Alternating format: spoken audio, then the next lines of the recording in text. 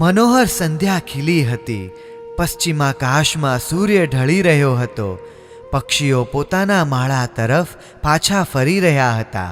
વ્યાપારી વર્ગ એમના સાથીઓને લઈને પોતાના ઘર તરફ આવી રહ્યા હતા. કેટલાક માણસોના પગમાં ઉત્સાહ જોવા મળતો. પોતાના પ્રિયજનથી સવારે વિખૂટા પડેલા હવે સાંજે પુનઃ મળવાના ઉત્સાહથી પગમાં વેગ હતો. સંધ્યા ભક્તિ માટે મંદિરોમાં માણસો ઉમટી રહ્યા છે. સંધ્યા આરતીની ઝાલરો ઠેર ઠેર રણકી રહી હતી. આકાશમાંથી અંધારાના ઓળા અવની પર પથરાઈ રહ્યા હતા. ગવાક્ષમાં બેસીને નગરના રંગઢંગ હું જોઈ રહ્યો હતો. મારી બાજુમાં ચેલણા બેઠેલી હતી. જાણે આજે એના અવાજે દેશવટો લીધો હોય એમ એક અક્ષર પણ એ બોલતી નથી. થોડી વાર સુધી મેં કંઈક ને કંઈક બોલ્યા કર્યું, પણ કોઈ પ્રતિભાવ ન મળતા હવે હું મૌન બની રહ્યો. રાત્રિની નિસ્તબ્ધ શાંતિમાં કેટલીક પળો પછી મૌન તોડવાનો પ્રારંભ પણ મેં જ કર્યો. દેવી, આજે મૌન વ્રત ધારણ કર્યું છે કે શું? એણે અનુત્તર ભાવે મારી સામે જોયું. મૌનપણે પગથી જમીન ખોતરતી બેસી રહી. મેં કહ્યું, ચેલણા, તારા અંતરની વાત જ્યાં સુધી મને કહીશ નહીં ત્યાં સુધી મને ખબર કેમ પડશે?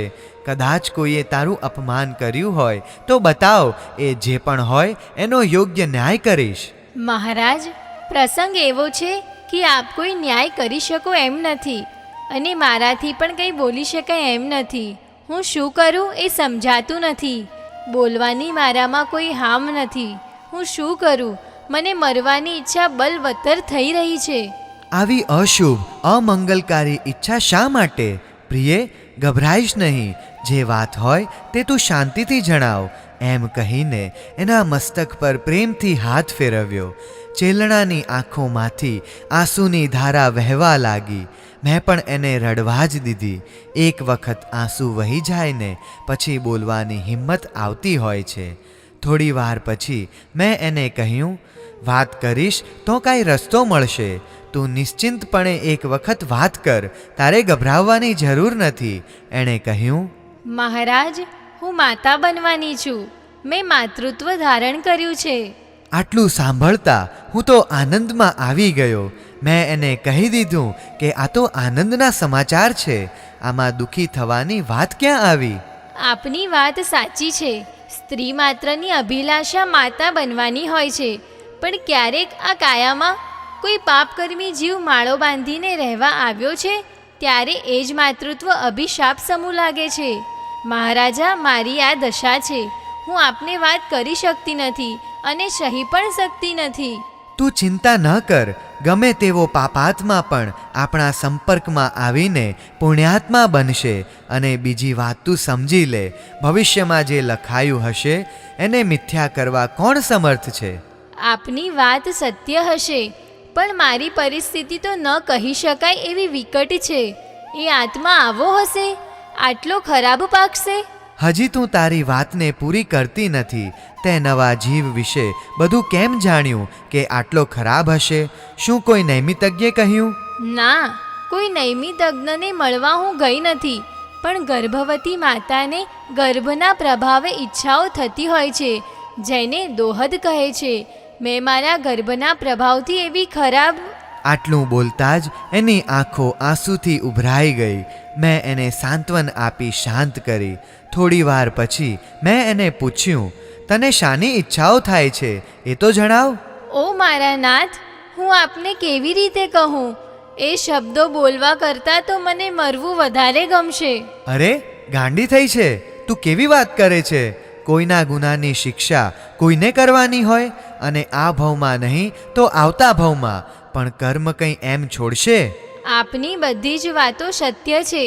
આ બધી વાતો હું સમજું છું, પણ આ વાત તો એવી છે કે હું મારી જાતને રોકી શકતી નથી. એની અસર મારા શરીર પર પડે છે, પણ હું શું કરું? હું લાચાર છું મહારાજ. તું શાંતિથી તારા દોહદની વાત કર. જે પણ હશે તેનો માર્ગ મળશે. શું માર્ગ મળશે? મારી જીભ ઉપડતી નથી. મારા પતિનું અહિત હું સ્વપ્નમાં પણ કલ્પી ન શકું. વાત જવા દો. તું વાત કરી દે. બાકીની વાત મારા પર છોડ. મારા દોહદની વાત કરતાં પણ મને શરમ આવે છે. કોઈ જાણે તો પણ મારી હાંસી કરે. હું આપને કયા મોઢે વાત કરું? છતાં આપનો આગ્રહ છે અને મારે પણ આપને વાત કરવી જોઈએ, માટે કરું છું. વાત સાંભળીને આપ મારો શિરચ્છેદ કરશો તો મને વધારે આનંદ થશે. તો હવે આપ પણ સાંભળો. જેના ચરણે મેં મારું જીવન સર્વસ્વ સમર્પી દીધું છે, એવા આપના કાળજાનો માંસ ખાવાની ભયંકર અભિલાષા મને જાગી છે. આજ સુધી ક્યારેય મેં માંસ ચાખ્યું નથી, તો પણ મને આવી અભિલાષા મારા આ પાપી સંતાનના કારણે જાગી છે. મારું આ સંતાન જન્મે જ નહીં એ માટે મેં ઘણા ઉપાયો અજમાવી જોયા, પણ મારો એકેય ઉપાય કારગત નીવડ્યો નથી. એવો આ હઠીલો જીવ છે, હું શું કરું? આટલું બોલીને પોતાના પેટ પર મુઠ્ઠીનો પ્રહાર કરવા લાગી. વેદનાથી કરુણ આક્રંદ કરવા લાગી. તું ચિંતા ન કર, ભાવિને મિથ્યા કરવાની તાકાત કોઈનામાં નથી હોતી. સમય પહેલાં એને કોઈ પીછાની પણ શકતું નથી. તારા દોહદ પૂર્ણ કરવા હું ઉપાય કરીશ. ચાલ હવે સૂઈ જા. મજાના મશરૂના ગાલીચામાં આજે ઊંઘ આવતી નહોતી. મગજમાં વિચારો સતત ચક્રાવવા લઈ રહ્યા. ચેલણાનો દોહદ કેવી રીતે પૂર્ણ કરવો? કોઈ માર્ગ ન મળતા વિચાર્યું સવારે અભયને વાત કરવી પડશે. સવારે નિત્યના નિયમ પ્રમાણે અભય મને મળ્યો. ત્યારે મેં એને ચેલણાના ગર્ભની અને એના દોહદની વાત કરી. અભયકુમાર કહે છે, ચેલણા માતાના આ દોહદ પૂર્ણ થઈ જશે અને આપને કોઈ પણ તકલીફ નહીં થાય. આપ નિશ્ચિંત રહેશો. ચેલણાના ચિત્તમાં ઉલ્કાપાત મચી રહ્યો હતો. મારું આવનાર સંતાન મારા પતિ માટે અહિતકારી હોય તો એનો જન્મ શા માટે થવા દેવો? ગમે તેમ કરીને પણ હવે એનો જન્મ મારે રોકવો જોઈએ. આવું વિચારીને એણે ગર્ભપાતના અનેક ઉપાયો અજમાવ્યા, પણ એમાં એ સફળ ન બની. જ્યારે મને આ વાતની ખબર પડી ત્યારે મેં એને રોકી. શા માટે આવા હીણા કાર્યો કરે છે? માતા પોતાના અવૈધ બાળકનો પણ નાશ કરવાનો વિચાર નથી કરતી. જ્યારે તારું આ બાળક શૌર્ય અને પરાક્રમના સ્થાન સ્વરૂપ થશે, એની તું ચિંતા કરીશ નહીં. મારા કરતાં પણ વધારે એ પૃથ્વીનો માલિક બનશે. વળી ગર્ભપાતનું પાતક ક્યાં લઈ જાય છે, શું તું એ નથી જાણતી? પરમ ગુરુ પ્રભુ મહાવીરે ગર્ભપાતને મહાપાતક ગણાવેલું છે. આવનાર જીવે આપણું શું અહિત કરેલું છે કે આપણે એને અવની પર અવતરતા પહેલાં જ મિટાવી દેવાની મહેચ્છા કરવી? આવા ભયાનક પાપનું સેવન નહીં કરવાની પ્રતિજ્ઞા કર. ચેલણા કહેતી, આ બાળકનો હું સ્વીકાર જ કરી શકતી નથી. એના કારણે મારી મતિ આટલી બધી ભ્રષ્ટ થાય છે, તો એ કેટલો ભ્રષ્ટ બનશે એની કલ્પના કરતાં મને ધ્રુજારી છૂટે છે.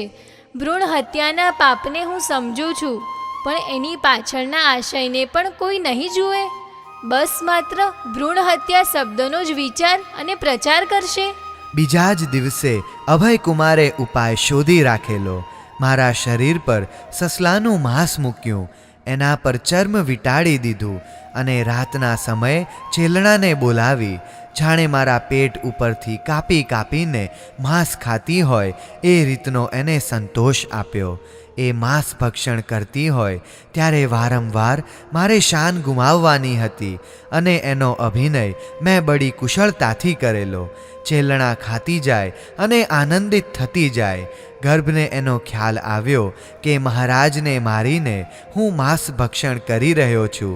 એને અત્યંત વેદના થઈ. હું કેવી અભાગણી! અભયકુમારે ચેલણાને આશ્વસ્ત કરી. માતાજી, મહારાજની આપ ચિંતા ન કરો. અરે દીકરા, મહારાજની ચિંતા હું નહીં કરું તો હવે કોણ કરશે? મારા કારણે તો એમનો જીવ ગયો છે. ના માતાજી, એવું ન બોલશો. મહારાજ શ્રેણીક સ્વસ્થ છે. તે માત્ર થોડી જ પળોમાં આપને મળશે. ક્યાં મળશે? કેવી રીતે મળશે? એમને તો હું નિશ્ચેષ્ટ મૂકીને આવી છું. આપની વાત સત્ય પણ છે અને અસત્ય પણ છે. આપ જે જાણો છો એ અપેક્ષાએ આપની વાત સત્ય છે, પણ વાસ્તવમાં એ વાત અસત્ય છે. થોડી જ વારમાં મહારાજ અહીં આવશે, પણ એ પહેલાં એ કહો કે આપનો દોહદ પૂર્ણ થયો કે નહીં? અભય અને ચેલણાનો વાર્તાલાપ ચાલુ હતો. કેટલીક ક્ષણો બાદ હું પણ ત્યાં જઈ પહોંચ્યો. મને જોઈને ચેલણા અત્યંત ભાવ વિભોર બની ગઈ. મારી ક્ષમાયાચના કરવા લાગી. મેં આ શું કર્યું? આપને કેટલી બધી વેદના આપી. આપ સ્વસ્થ તો છો ને? મારા કારણે આપને ઘણી તકલીફ પડી. મને માફ કરો. અરે ગાંડી, અત્યારે આવા વિચારો કરવાનું છોડી દે અને ગર્ભનો વિચાર કર. આવનાર બાળકમાં સારા સંસ્કારો આવે એ માટે સારા કાર્યો કર. પ્રભુ મહાવીરને યાદ કર. એમના સિદ્ધાંતોનું મનન અને ચિંતન કર. આવનાર સંતાને આવતા પહેલાં જ પોતાનો પરિચય આપી દીધો છે. આવનાર અમંગલના એંધાણ આગોતરા એણે જણાવી દીધા છે. આ ઘટના પછી પણ એણે ગર્ભપાતના ઉપાયો અજમાવ્યા, પણ એ સફળ ન થઈ. જોકે મેં પણ એની આસપાસ એવા માણસો ગોઠવી રાખ્યા હતા કે આવનાર બાળકનું કોઈ પણ જાતનું અહિત ન થાય. હું પણ નિયમિત ચેલણાના સંપર્કમાં રહેતો. જ્યારે સમય થયો ત્યારે ચેલણાએ બાળકને જન્મ આપ્યો. વિલાસવતી નામની દાસીને એણે કહી રાખેલું કે મારે એનું મુખ પણ જોવું નથી. તું એ નવજાત બાળકને નગર બહાર ગમે ત્યાં મૂકી આવ. એ જમાનામાં દાસીઓ અને દાસ પણ પોતાના સ્વામીની આજ્ઞાને પ્રાણાંતે વફાદારીપૂર્વક વળગી રહેતા. નવજાત શિશુને દાસી વિલાસવતી અશોકવનમાં મૂકીને પાછી આવી. નિત્યના ક્રમ પ્રમાણે હું પણ ચેલણાને મળવા જઈ રહ્યો. વિલાસવતી મને માર્ગમાં જ મળી. એને મેં પૂછ્યું, કેમ છે મહાદેવી? એણે કોઈ જવાબ ન આપ્યો. અમે ચેલણા પાસે પહોંચ્યા. બાળકનો જન્મ થયો અને મને સારા સમાચાર પણ ન આપ્યા. ક્યાં છે બાળક? મારે એનું મોઢું જોવું છે. વિલાસવતીનું મુખ તો કાજળ શ્યામ બની ગયું. ચેલણા પણ કાંઈ જવાબ નથી આપતી. હવે હું એના તરફ ફર્યો. મેં પૂછ્યું, ક્યાં છે બાળક? અરે, નાગણ પોતાના બાળકનું ભક્ષણ કરનારી હોય છે એ તો મેં સાંભળ્યું છે, પણ માનવ સ્ત્રી પોતાના બાળકને ભરખી જાય તેવું તો ક્યારેય નથી સાંભળ્યું. પોતાના ઇષ્ટ માટે અનિષ્ટકારક હોય એવા બાળકનો નિકાલ કરવામાં માનવ ચતુર હોય જ. એમાં આપને શું શંકા જણાય છે? એટલે શું? કોણ છે એ નિકાલ કરનાર? કેવી રીતે મારા બાળકનો કોઈ નિકાલ કરી શકે? ખામોશી છવાઈ ગઈ. કોઈ એક અક્ષર બોલવા તૈયાર નથી. હું અકળાયો. મારી શમશેરને મ્યાન મુક્ત કરી અને જાણે ગરજી ઉઠ્યો. જેણે મારા બાળકનું કંઈ પણ અહિત કર્યું હશે અથવા કરવામાં સાથ નિભાવ્યો હશે એની આ શમશેર શરમ નહીં રાખે. બોલો, ક્યાં છે મારો બાળ? બતાવો, નહીં તો આ મહેલ જ મારા માટે હત્યાભૂમિ બનશે. ચેલણા અને વિલાસવતીએ એક ક્ષણમાં નજરો દ્વારા જાણે વાર્તાલાપ કરી લીધો.